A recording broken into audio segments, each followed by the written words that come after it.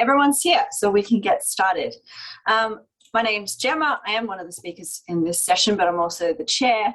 And I'd like to start by acknowledging the Dharawal, Yuin and Wadi Wadi peoples as the traditional custodians of the country in the Illawarra, which is where the conference is being hosted from and where a couple of our speakers are also from. Although I also want to say kia ora because a couple of our speakers are actually in New Zealand right now. And I want to pay my respects to the elders past, present and future of those of that area, but also of the Darug and Gundungurra people of the land that I'm on in the so-called Blue Mountains. So today we'll be talking about lots of different things to do with bodies and minds. It is a fairly broad spectrum overarching topic, but all this talk sound very interesting. And I'll pass over to Nicola to introduce me rather than introduce myself. Cool. So hello everyone, I'm Nicola Marks. I'm at the University of Wollongong and I'm speaking to you today from the unceded lands of the peoples of Bundjalung Nation, and I would also like to pay my respects to their elders past, present and emerging. And I'm very happy to introduce Gemma, who is a PhD candidate in the School of History and Philosophy of Science at the University of Sydney. Gemma's current research is in the history, philosophy and sociology of psychiatry and neuroscience, and we're very lucky to have Gemma as our current Vice President of ARPS. And the talk today is entitled Limits to Mechanistic Models of Psychiatric Phenomena, the Case of Behavioural Addictions. And over to you, Gemma, and I'll give you a 5-minute warning before past. No worries, that would be fantastic. Can everyone see my screen? That's yes. I'll come up. Good. Sometimes the Blue Mountains internet is slow. So first of all, I've already kind of done this, but I would like to acknowledge the traditional custodians of the land on which the University of Sydney exists, the Gadigal people of the Eora Nation, as well as the Darug and Gundungurra peoples of the so-called Blue Mountains. I want to acknowledge that First Nations people have a deep historical connection with the land, with this land and with the land at the University of Sydney that's never been ceded, and that it always was and always will be Aboriginal land.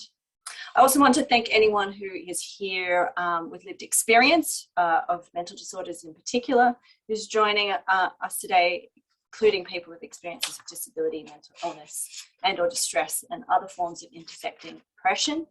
And I'd like to thank any carers or family of those with disability, particular mental disorder, joining us. Thank you for attending. So as Nicola as I said, I am a PhD candidate at the University of Sydney. And before I get into this talk, I do want to acknowledge that the abstract in the program was incorrect, and that I am going a bit more basic and not talking about internet gaming, but talking about behavioural addictions.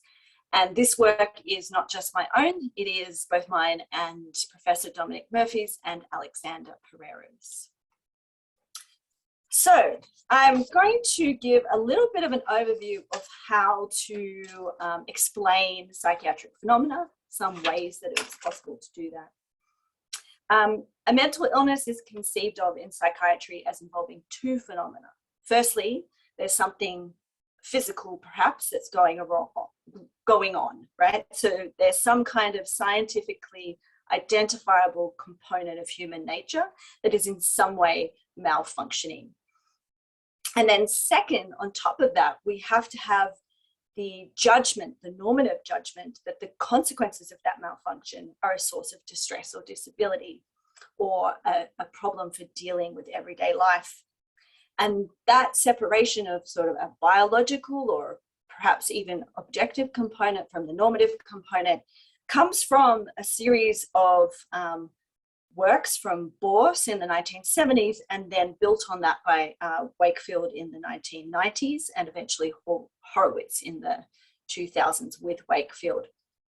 And this is basically what's called the harmful dysfunction model of mental disorder. And while there are disagreements about this model, in essence, everyone within the field does have some kind of view like this, that at least in our current conception of mental disorder, there is some identifiable component of human nature plus some kind of judgment about that And the thing is that they'll obviously overlap, because in order to judge a psychological mechanism as not performing the function for which natural selection designed it for, we do have to have some idea of, you know, what normality is, and that involves some kind of normative judgment.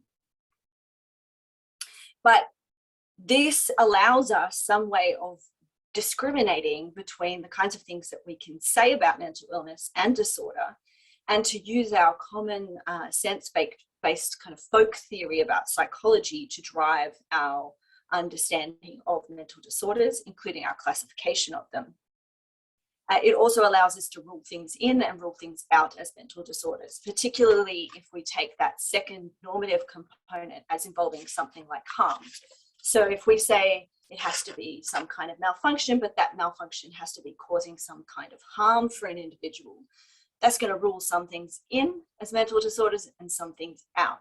And of course, they will have some disagreements about that, even within addiction. If you have the idea of the happy addict, you know, is an addict who just doesn't find their actions problematic in any way? Are they mentally disordered? You know, that's an open question if you think that it all rides on harm. Not everyone uses that, and there is a lot of skepticism about this particular way of thinking about mental disorder. But it is the fact is that that is what our diagnostic classification systems are based on and what they're building on. And while there are projects attempting to move beyond that, that's where we're starting from. And the important thing here is that any neurological finding can only contribute to the first task, so that's some identifiable component of human nature, but it can't actually validate a psychiatric diagnosis on its own. It doesn't do all the work. So with that in mind, I'm going to give you some of the first elements. And the reason I wanted to set it up like that is to say I'm not ignoring the normative component here. I'm not saying it isn't important. It's absolutely important.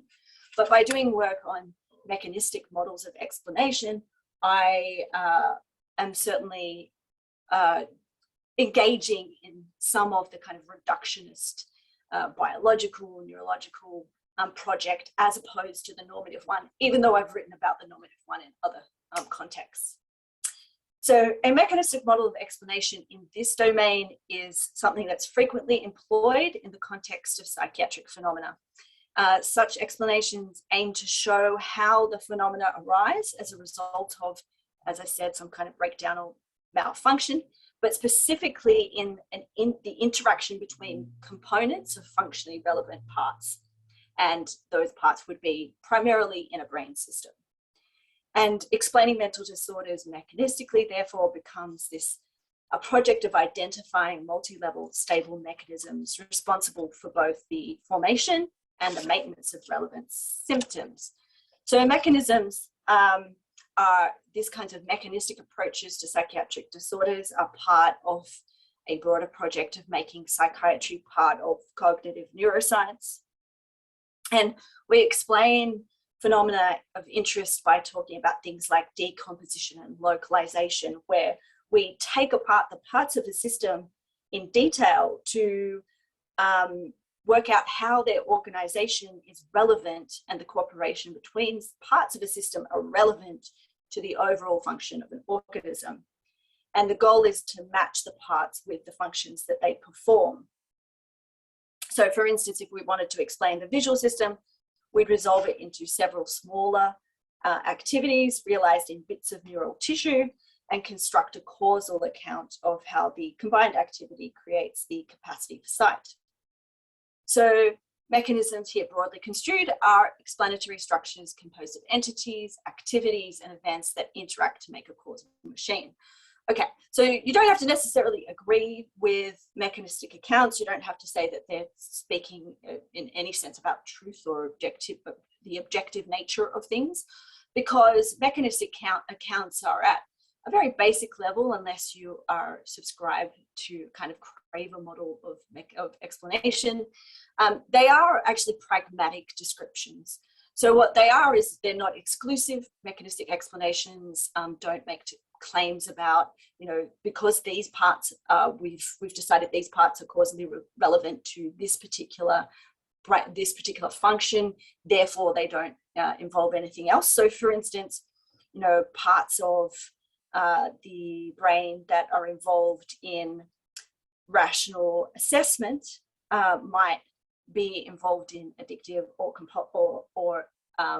compulsive behaviors. Equally, they might be part of OCD. They might also have functions that are not at all pathological. They might use things like the hippocampus that obviously has a range of functions. It's involved in all sorts of things. So mechanistic explanations aren't this kind of, they don't make any claims like that. They are more like just explanations that are useful, and they're explanations that are useful. And the claim is that they would be useful to psychiatry and to pragmatic practice in psychiatry. Because the point of the explanations is that they employ information process systems in the brain, not that they're limited to explaining psychological phenomena. Okay, so how does it work if you have a mental disorder then under this account? Well, basically you're trying to work out what the dysfunction is. So this can happen in one of three ways. Firstly, that the mechanism's internal activity malfunctions, right? So the mechanism breaks down in that way. Secondly, you could also have a misfiring or miscommunication between mechanisms. So you have, in the particular account of addiction that I argue for in my work, it's a breakdown like this. So you have the higher order prefrontal cortex dominant system kind of working with a lower order limbic system kind of based function, and that those two systems aren't talking to each other properly. Thirdly, you could also have a correctly working mechanism, but it just receives bad input from the environment. That's less common within psychiatric disorders, but you could theoretically have that. And there are levels of complexity here. You can have bits and pieces of mental disorders that involve all sorts of things, including things like dopamine receptors, serotonin levels, amygdala size, hippocampus function, compulsive behavior. And these things don't always happen at a neural level either, because the explanation of mental disorders mechanistically requires multi-level stable mechanisms that result in the maintenance of relevant symptoms. So these mechanisms should be functioning regardless of the kind of level of explanation you're giving. However, they're always complementary. So you can have psychological explanations that aren't really involving neurological parts, and that's fine, but it should all work together. And that's exactly what is provided in most accounts of addiction. So to move on to addiction, behavioral regularities are of course necessary for human function, because without the ability to repeat constructive behaviors like work or exercise or socializing, we might find it difficult to form any kind of stability or health in our lives. But it seems that we have a discrete category of things that we might want to call harmful regularities, like excessive drinking or drug use or gambling. However, determining that line between what's in that excessive or addictive group and what's basically just something we really like to do is extremely difficult, partly because addiction is actually a popular term that can be used to describe intense engagement or persistent use, but it's a clinical term too. And when we get to the clinical term, we want better ideas of how to distinguish between disordered and not disordered kinds of behaviors.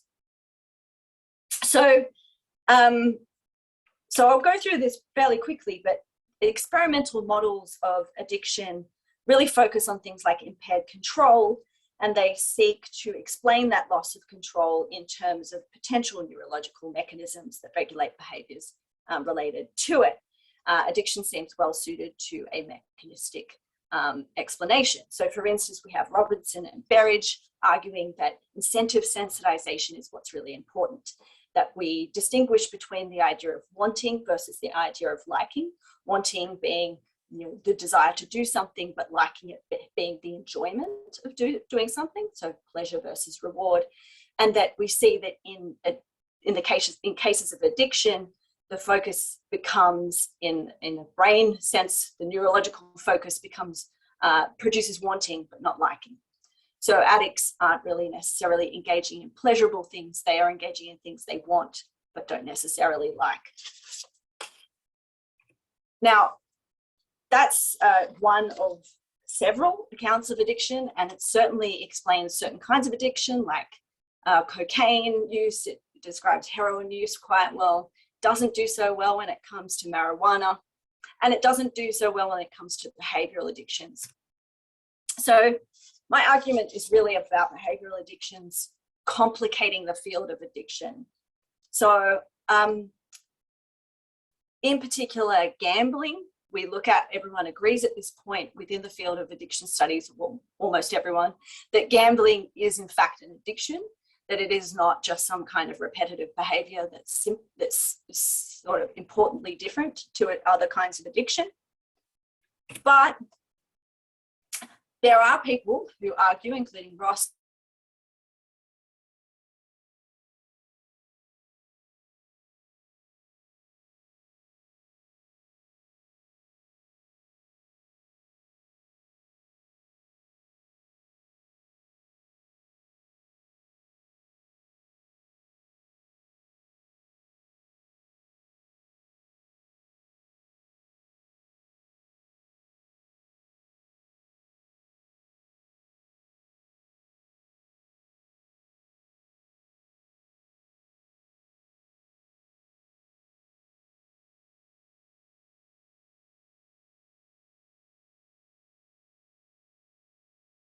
basically what I was saying is that behavioral addictions are, you have a different explanation for behavioral addictions than other forms of addictions, but they definitely are addictions. And if you want me to elaborate on what the actual mechanistic model is, it's a neuroeconomic, pico-economic model. But my conclusions are essentially this. So on a narrow neurochemical perspective, it's still like an open question as to whether addictions can actually be explained by one singular mechanistic account. So in a more philosophical terminology, addictions are not a natural kind. There are, in fact, four main theories of addiction, and my argument would be that rather than understanding them as competing theories, we're actually talking about subtypes of the same overall phenomena, that the phenomena isn't in fact a discrete category that we can mechanistically explain with one mechanism, that the mechanistic accounts are useful for determining the subcategories, but there's a limit to how much mechanistic accounts can actually distinguish between these different accounts. And it's theoretically possible that we'll find a single neurological mechanism whose physical interactions explain a loss of control across a wide range of addictions, including things like opiates versus marijuana versus hallucinogens versus cocaine, because all these different models explain different ones but in better ways. But at this point in time, we don't have that. And even if such a mechanism were to exist, it is still the case that individual addictions and individuals with addictions have their own particular set of characteristics, and that the broader category of addiction is a heterogeneous one resistant to a single neurological explanation. And thanks to Dominic and Alex for that. That's based on a paper that we recently wrote together. Okay, thank you. And sorry about the storm. Thank you. Don't apologise for the storm. It was very dramatic. It was very dramatic. My screen went blank, and then there was a big thunder. So it wasn't a gentle freeze and disintegration. It was a full-on. Yeah. Well, we've got some time for questions. So if people would either like to post them in the chat, I'm monitoring the chat, or just put your hands up. I think I can see everyone on my screen. There we go. Who would like to ask the first question? Yeah, sure, Jules. Hi, Gemma. Great talk. I'm just curious to maybe hear your thoughts on this, that the sort of conclusion is that, addiction is this sort of heterogeneous category with, no sort of unifying neurological basis. Would it be fair to say then that the thing that ties together everything that we want to call addiction is this normative assignment? Yeah, would that be sort of on the right track? Yeah, so maybe is the answer. I think it's like when you start looking at something like John's going to correct me on this. When you start looking at things like species, where you have fuzziness between categories, but you can still make categories. Like, it's not like there isn't something there. It's just that it's not as controlled or clean or nice as everything else. I am happy to say that the thing that brings it together is a normative distinction. However, I think there's even fuzziness there, because until the most recent DSM, which was in 2013, the previous DSM before that had as a symptom of addiction had causes arguments with family members, which is of course not a neurological thing. There's no biological basis for that. That's completely social, but it's clearly a normative thing thrown in there to account for people who just say, no, my gambling's fine, whatever. And so, yes, there's a kind of normative distinction there that's important, but then there's a lot of things put into the newer category of addiction that perhaps are only being put in there for normative reasons, and we should be skeptical of that, right? So it has to be a bit of both. It can't be just, we just think it's really bad that people do like X, Y, Z. In my case, it's always new. We think it's bad that people play games, right? Is it bad though? Shouldn't there be both of those things? So yeah, there starts to be some mechanistic account. It's just that we might have different ones. Fantastic, thank you. Who else would like to ask a question?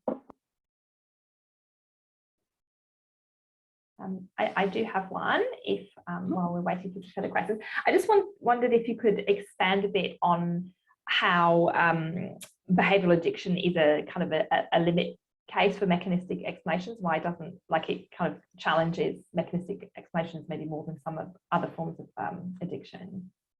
Sure. It's because it is so clean. It's like almost in the opposite of what our intuition would be. So our intuition for a long time was that behavioral addictions, maybe they're not addictions, because when you have a substance going into your body, you can clearly see something's changing. That was at least theorized to be in the brain, and now we can see that happening, in the brain in fMRIs or whatever. And so how can you then have the same thing happening if someone's sitting in front of a poker machine? There's nothing going in, right? They're just repeating a behavior. And as it turns out, what especially gambling shows is that it shows us the core thing that's happening, the core change in the brain that's happening in response to a repeated behavior, unmediated by a substance. And the substances seem to be like, almost like they confuse things or they complicate things in comparison to the gambling. So I would say personally, gambling is the worst addiction that you could get, because your brain has changed in response to repeated behavior. And because it's so clean, none of the existing theories of addiction really explain it particularly well. Like they do some of the work, but then it sort of stops at a certain point, and it's the only one that really gets at the core of it, because it really focuses on rationality and economics, neuroeconomics and pico-economics specifically. So it's talking about preference reversals, so everyone has preference reversal behavior. Everyone says they want large returns in the future, but when short-term rewards come up as an option, we take them instead, right? Everyone has that. But why do we not all become addicts? And this account tells you why we don't all become addicts. Because gambling is just giving you those options straight away. Like, it's clearly giving you exactly what this model is saying. One that it doesn't explain, for instance, is cigarette use. Cigarette use is like nicotine addiction, is really hard to explain using economics, just impossible. Much better explained by incentive sensitization, actually, but incentive sensitization doesn't tell you about gambling. That's it. Great. Thank you very much. Okay, we've probably got time for one or two more questions.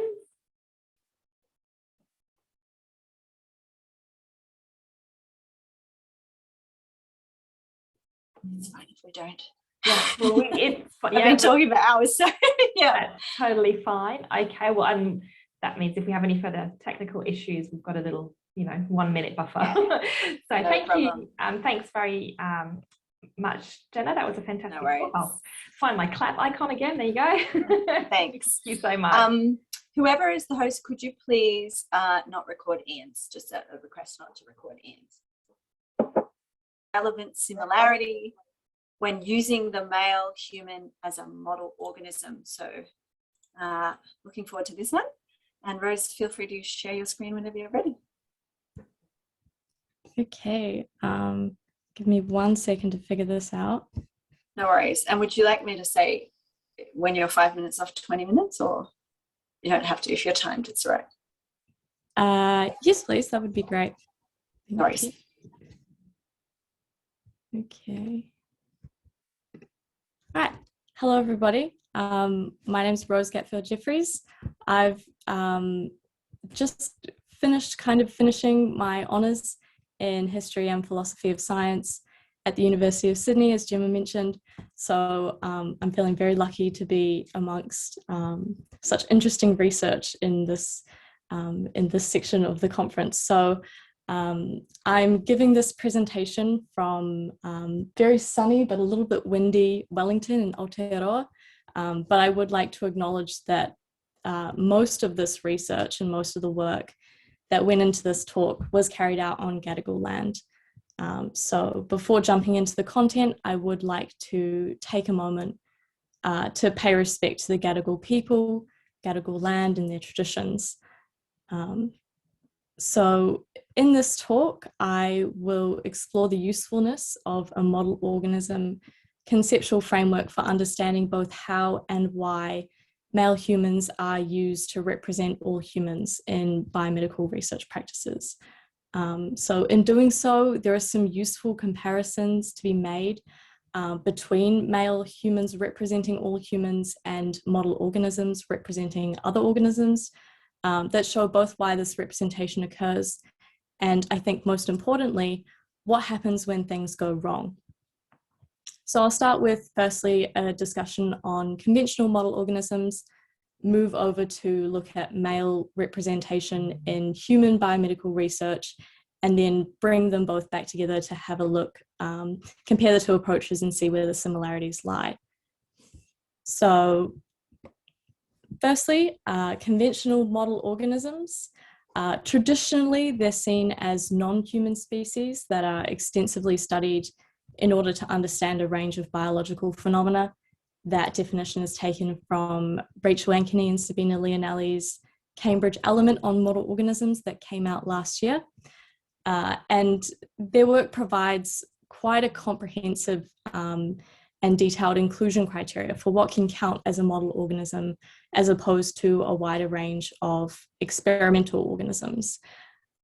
So this definition narrows down the number of organisms that count to a few well-established examples, and I've listed a few here. The Drosophila fruit flies are a very common example.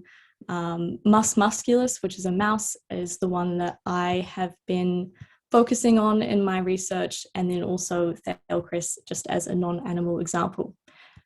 So what my research has looked at is the involvement of humans in these model organism relationships, where usually they're considered to be the target organism, so the one which results are extrapolated to, rather than studied to extrapolate them to something else. But there has been some discussion of humans as model organisms. So this is twofold. Sometimes the discussion is about humans being model organisms for themselves, and this is based on an argument for the inability of non-human species to perfectly predict the human condition. I'll come back to an example of that a little bit later.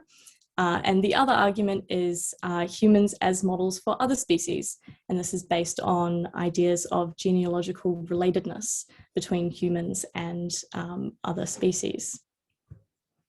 So these discussions start to document a shifting status of humans away from being the target towards being the model in research. This is accompanied by advancements in experimental methods and data collection capacity that make this shift possible. So what I've done is I've taken this shift one step further, and I've looked at how specific types of humans can be used to represent all human bodies in a modeling context. If a specific and distinct group of humans, and I've used males as an example, are used to represent other human bodies, such as females, for a range of biological phenomena, there is potential grounds to study the male human as if it were a model organism. So how did we get here? This pathway of analysis I came to through looking at male humans as biomedical research subjects. And these ideas sit on quite a long historical tendency to view male bodies as a norm or a standard in medicine. So this tendency traces back to Aristotle, who described the female body as a departure from the norm of the male body, and also described females as mutilated males. While these ideas are obviously not still in modern medical practice, and ideas of female and male bodies have shifted away from the idea of the female body as a problematic male one, this idea of a male norm still remains. And one of the areas in which we can see this norm is in male overrepresentation in clinical trials. So as an example, a meta-analysis done by researchers in the US this year, Steinberg et al., found that males were overrepresented in clinical trials across a wide range of biomedical research. And I've bolded cardiology because that's been my particular focus in my research. And as an example, in 2020, researchers from the University of Toronto did a huge meta-analysis of cardiovascular disease clinical trials from 1986 to 2015. So out of almost 3 million trial participants, only 32.4% were female. And so what this leads to is an idea of typicality that's associated with maleness in medicine. And so one example of this, again, from cardiology is heart attack symptoms. Male heart attack symptoms are coded as typical or normal, and female heart attack symptoms, which are different, often different, are categorized as atypical or anormal. And this is a serious problem. Just to highlight the outcomes of this, females are almost 3 times more likely to die after a serious heart attack compared to males. So these disproportionate outcomes really beg the question of why males are still overused in research, despite this link to such poor female outcomes. So this is where I've brought in a model organism framework. I believe it can be useful here. There are similarities between why model organisms are used and why male humans are used in biomedical research practices, which can help make sense of the stickiness, if you will, of using males as research subjects in clinical trials. So this is quite different to previous analyses of male overrepresentation. Usually it comes from a focus on direct discrimination, structural or institutional sexism. I'm not interested in discarding those theories. I think they're incredibly valuable. However, I'm looking at a biological modeling approach to kind of segue into these existing theories and provide an additional pathway to look at the problem. So the first comparison that I would like to make between male humans as research subjects and model organisms is the justifications for their use in research. So these justifications provide a lot of context, but the most important one, the be-all end-all justification, is in line with existing modeling theories, which is an underlying assumption of relevant similarity. So the model must be relevantly similar to the target to warrant a representational relationship between the two. So in a biological modeling context, this concept of relevant similarity has been refined further to be relevant similarity in the underlying biological mechanisms between the model and target. So it's apt that I'm presenting after Gemma, who was talking a lot about mechanisms. I won't do so in such detail, but it is good timing. So we'll come back to this assumption of relevant similarity and first look at these more sort of broader justifications. So the first one is simplicity. Males are seen to have simpler bodies than females. Again, this is an idea that goes back to ancient Greek medical texts like the Hippocratic Corpus, and this comes down largely to a lack of menstrual cycle. And so on a model organism side of things, simplicity is employed particularly in genetics. So for example, Drosophila fruit flies are used to model higher level organisms in sort of fundamental biological research. So moving on to the second justification, which is practicality. I've framed this in terms of male formalized populations, so college students, prisoners, military personnel, as well as certain professions like medical physicians, not only historically have been highly segregated by sex, but have also been often employed by researchers as these kind of ready-made practical study populations to use in trials. So this practicality justification is also seen in model organism research. I've listed a few things here. Small physical size, high fertility rate, etc., make model organisms very convenient for a laboratory setting. So the final justification, and often employed as the most important one for using males over females in human research, is avoiding ethical concern. And often cited is the 1960s thalidomide disaster, where thousands of infants were born with quite significant birth defects after their mothers took thalidomide during pregnancy. And this is seen as a protectionary sort of caution to take to ensure that no fetuses are harmed during the research process.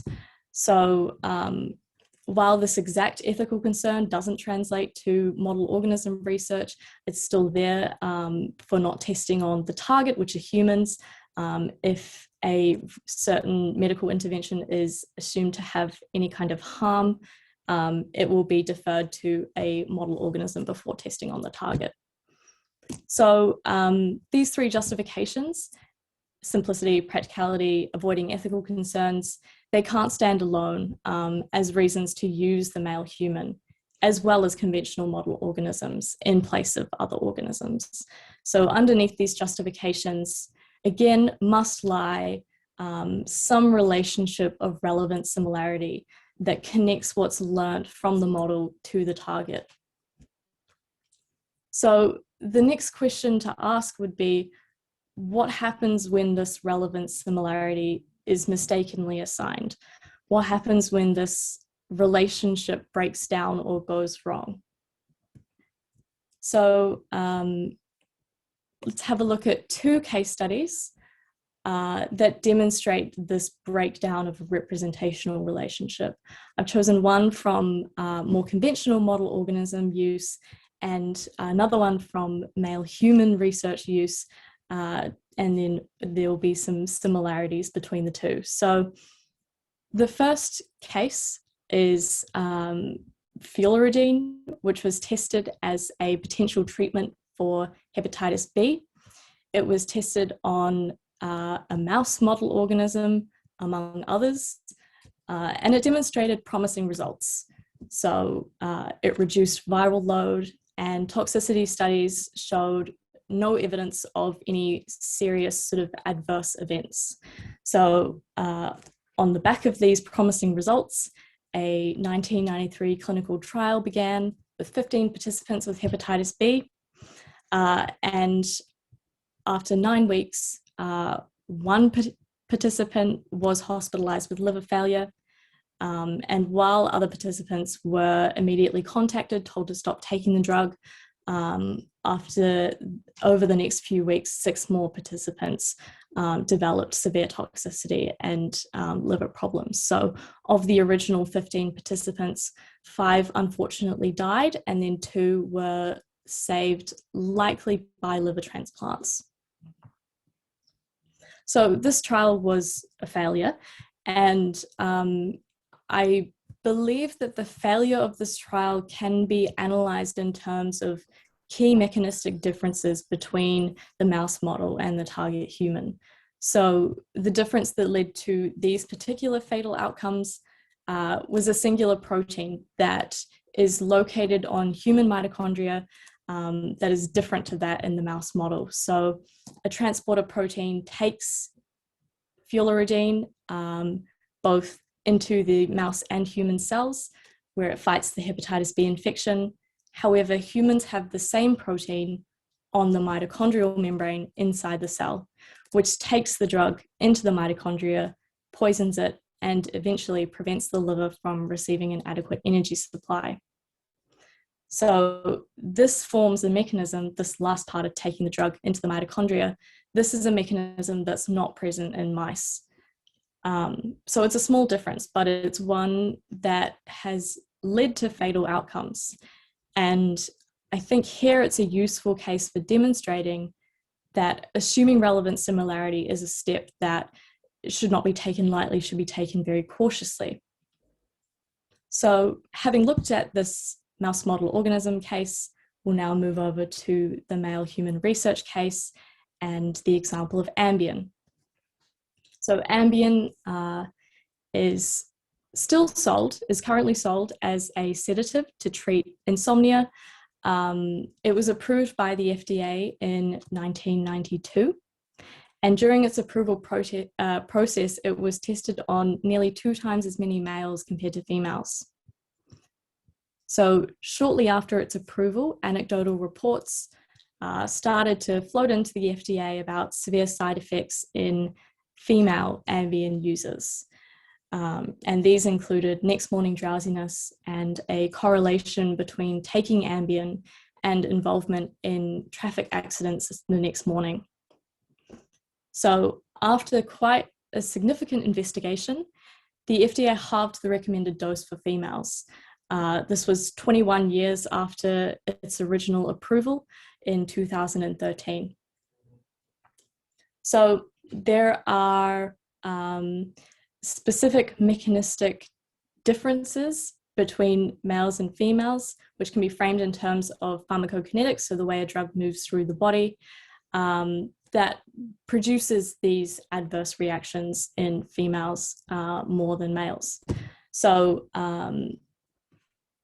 researchers understand that the cause of this difference is the impact of estrogen, which is a predominantly female sex hormone, on the action of liver enzymes. So males do not have the same concentration of estrogen compared to females, meaning the drug is metabolized and excreted more quickly from the body. So having looked at now these two cases, Ambien is comparable in some ways to the conflation of differences between the mouse model and the human target seen in the case of fularridine.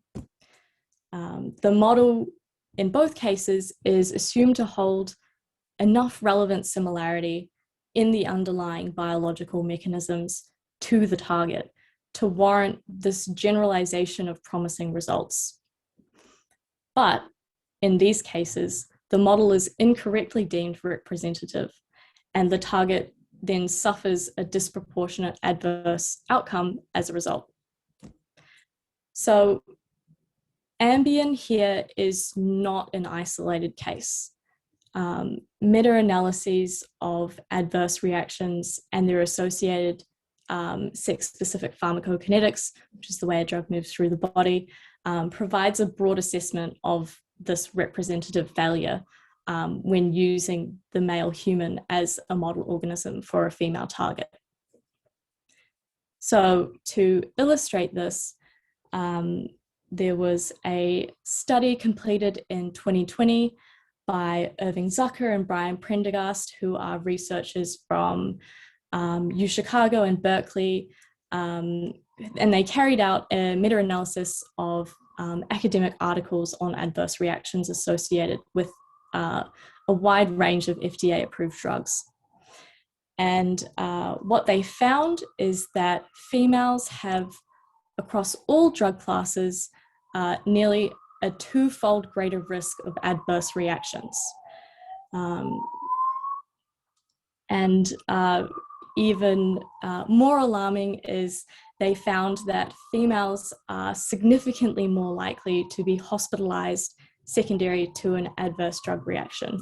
So the reactions that they studied ranged from quite common side effects like nausea, headache, drowsiness, all the way up to very serious adverse events, depression, seizures, hallucinations, and cardiac anomalies.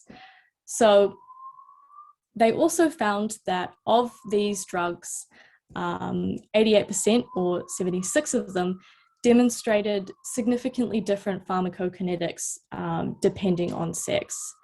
So in essence, most drugs move through male and female bodies differently. And another example of this is this infographic from a meta-analysis carried out in the Netherlands, looking at sex-specific adverse drug reactions for statins. You're at 21 minutes now, just so you know. Okay, I'm almost done. And so what Zucker and Prendergast concluded is that disproportionate female experience of adverse drug reactions can be directly linked to these sex-specific pharmacokinetics. So we've looked at how a model organism conceptual framework can help figure out what goes wrong in this representational relationship between male and female humans. Male humans have been used as some type of model organism to stand in for females in research. However, male and female bodies are not relevantly similar enough to warrant this representational relationship.